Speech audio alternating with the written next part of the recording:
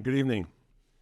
I'm Chris Henderson. I'm the founding executive director of Indigenous Clean Energy and also the curator of a global dialogue platform on energy transition called Transformative Energy, which will launch next month.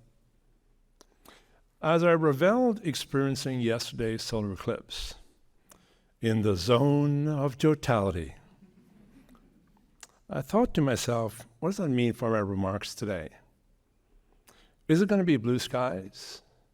Or will there be periods of darkness, or sometimes hues of gray? My optimistic self hopes for blue skies, but my fearful alter ego is also speaking to me. There's too much talk with energy transition to combat climate change, but also to have an abundant energy future that may be a technology fix, that it might be incremental, that it might be a switch out for the way we consume energy now, the way we could in the future.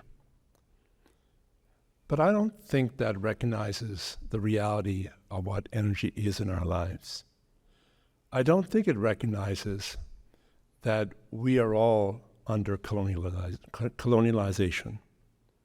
Now, I work with Indigenous communities around the country who become some of the major leaders in clean energy. But they've done it under a colonial history they're trying to change. But colonialism is not just one of colonial powers. Colonialism affects gender. It affects youth. It certainly affects the generations to come.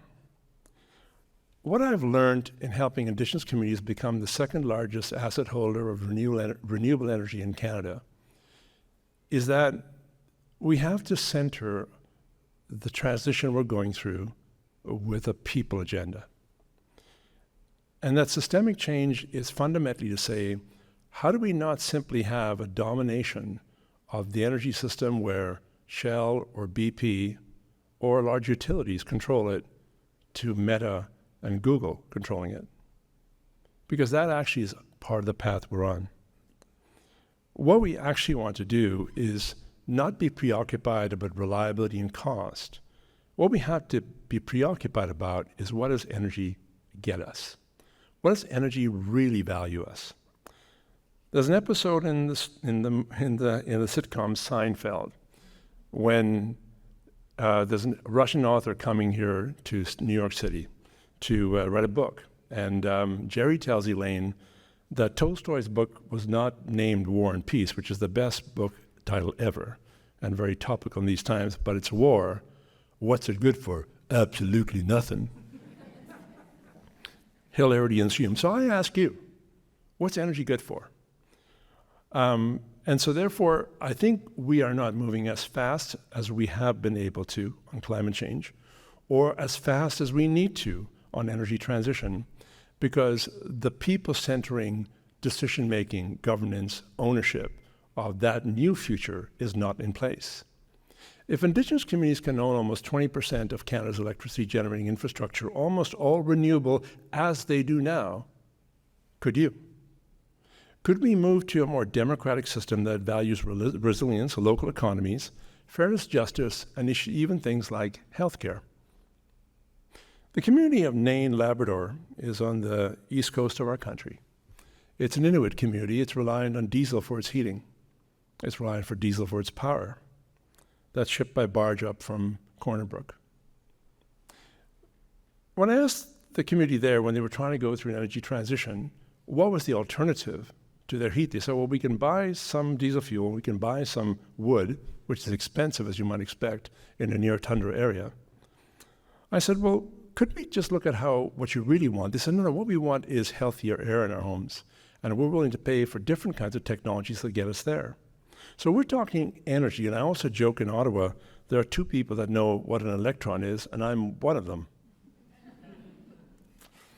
You know, we need a colossal change. When Jonathan Swift wrote his satirical novel, Gulliver's Travel, Gulliver traveled in different parts, including to the land of giants, which was called Brobdingnagian. I've always wanted to use that word in a speech, and thank you for letting me do that. If we want to have something Brobdingnagian, we must recognize that energy is intertwined with every facet of our life, but put people at the center. So therefore, How we plan energy, it's not a decision for the Ontario government or the Canadian government or IESO or OPG or Hydro One, organizations I know because I live and breathe with them. It's about you. It's about how you're involved in the decision of which path we follow. Because, in fact, it's for you. And if you want to say, well, I may pay more for that particular form of energy because it helps the planet more or it makes my family healthier, well, that's a rational decision. But it's not the way the domination of energy colonialism works today. Changing this is going to be incredibly difficult because we have to aspire to be ambitious. But I would say take your lessons from the first peoples of this Turtle Island, what you may call Canada. Because Indigenous communities have said, we want to value ecology. We want to value our own economies. We want to value our own benefits from meeting the needs that we need met, preferably with local energy. I kind of say, well, maybe we have the 100-mile diet in nutritional terms. How about the 100-mile clean energy diet? So what we and what I am working now is to move forward with a transformative energy foundation to change those pillars on which energy transition occurs. Because if we don't do that, I think we will bump along and have unintended consequences that are negative and intended consequences that are also negative. Transformative energy is intersectional. It's socially inclusive. It's ecologically centered and economically value additive. Have you ever seen those words talked about in an energy future? But they should, because it's about you. Building an electric future that is design-centered, embraces creativity, places a premium on just and restorative relationships, and is truly regenerative clean energy is the future. That, ladies and gentlemen, is the zone of totality of electrification. Thank you.